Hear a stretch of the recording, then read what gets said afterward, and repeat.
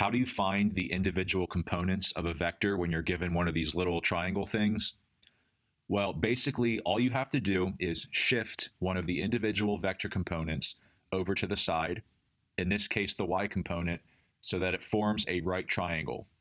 And then usually, ordinarily, if you were given the angle, you would use trigonometry to solve for the sides of the triangle.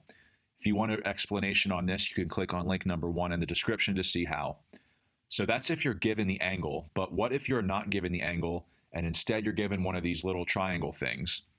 Well, all you really have to understand is that this little triangle is proportional to this big triangle.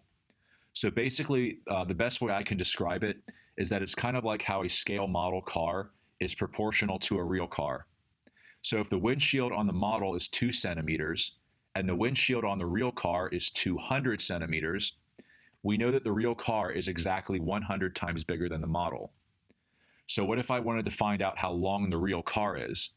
Well, again, if this is 2 and this is 200, and we know that this is 3, then this must be what? 300. That's because the ratio, the proportion between the windshields equals the ratio or proportion between the car lengths. So mathematically, I would say 2 is to 200 as 3 is to x. And then all we have to do is solve for x. And then to do this, I usually just like to cross multiply because it's easier. So I'll take this number times this number divided by this number. So it'll be 3 times 200 and then divided by 2. That'll give me x. And then x equals 300. So the real car is 300 centimeters long. So again, 2 is to 200 as 3 is to x. And then I just have to solve for x. So when we're given one of those little triangle things, that little triangle is like the scale model of the actual triangle. The little triangle is proportional to the big triangle. And then just as a refresher, this is called a right triangle because it has a right angle inside of it, which is 90 degrees. And whenever you shift a vector component over to the side like this so that it forms a right triangle, it should always be a right triangle. And every right triangle has a hypotenuse, which is basically this long diagonal one, and it has 2 legs, the 2 shorter ones, one in the x direction, which is side to side, and one in the y direction, which is up and down. So this little triangle is proportional to this big triangle. And just like we did with the model car, we would say that the proportion or the ratio of one component equals the proportion or ratio of another. So this is proportional to that, as this is proportional to that, as this is proportional to that.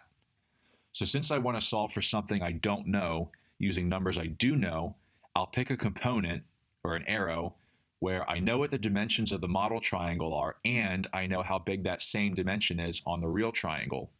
And then I'll use that as a scale to compare it to a leg on the big triangle where I don't know what it is.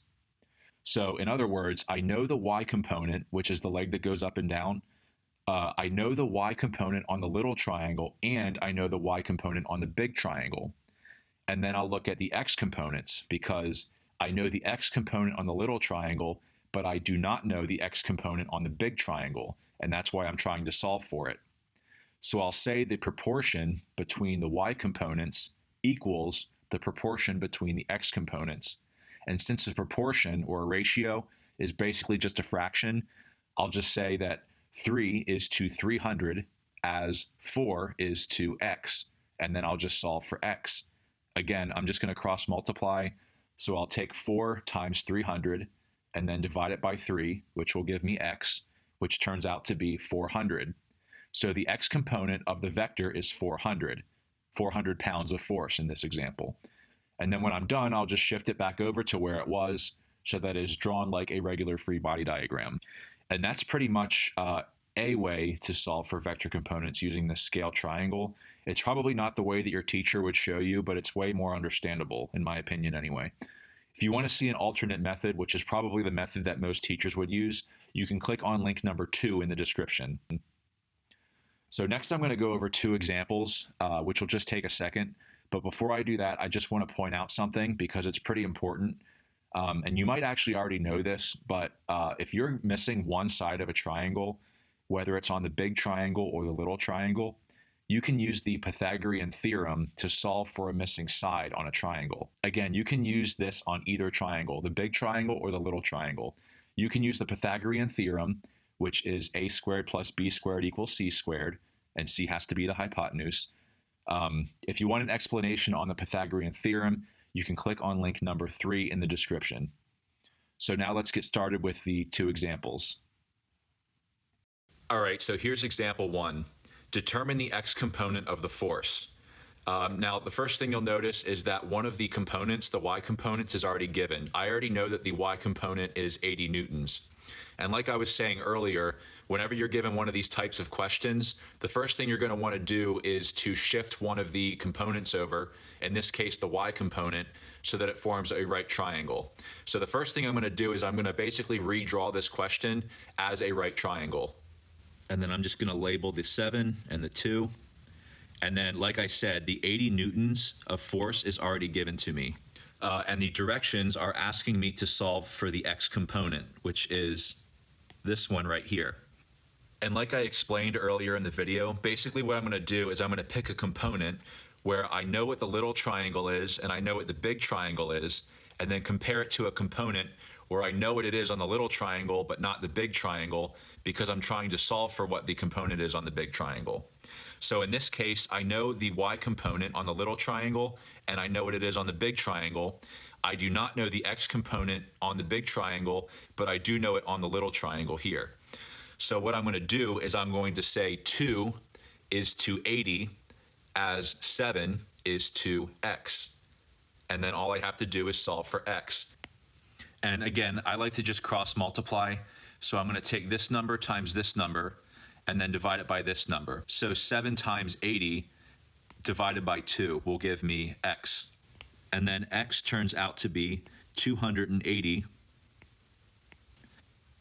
So this x component here is 280 newtons of force. Okay, so here's example number 2. It says determine the y component of the 220-pound force.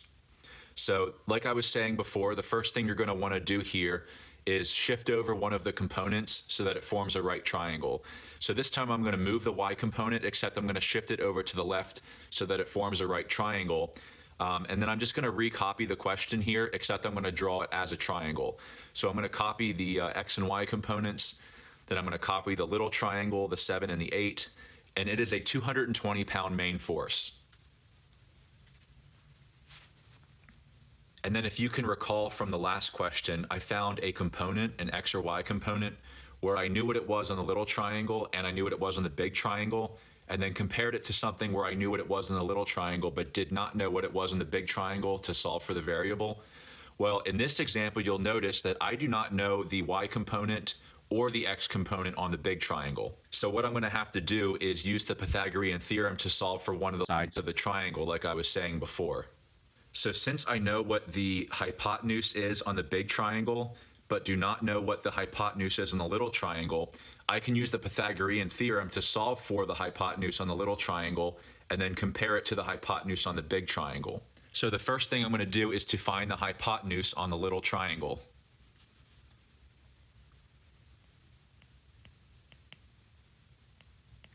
So the Pythagorean theorem is the tool that I'm going to use to solve for this side right here, which is the hypotenuse. And the Pythagorean theorem is a squared plus b squared equals c squared.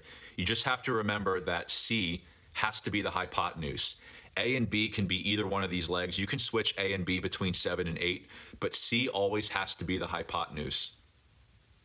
So a squared plus b squared equals c squared. And then I'm just going to use basic algebra to rewrite it like this. C equals the square root of a squared plus b squared. And then I plug in the a, I plug in the b. So 7 squared, 8 squared. And then c comes out to be 10.6. So the hypotenuse of the little triangle is 10.6. So since the hypotenuse is 10.6, I'm just going to go ahead and label it here. And then I might as well just go ahead and label it on the main picture too. So since C is 10.6, that is the little hypotenuse. So I know the little hypotenuse and I know the big hypotenuse. The directions are asking me to find the y component. So I know the little hypotenuse and the big hypotenuse, and then I know the little y component, but I do not know the big y component, so that's what I'll solve for. And then similar to how I did the last one, I'm just going to say 10.6 is to 220 as 7 is to y. And then I'm just going to solve for y. So again, I like to just cross multiply 7 times 220 and then divide it by 10.6 is going to equal y. And then y turns out to be 145.3. So the y component here is 145.3 pounds of force. So that's the end of this video. If you thought it was helpful, please give it a like. Thanks for watching.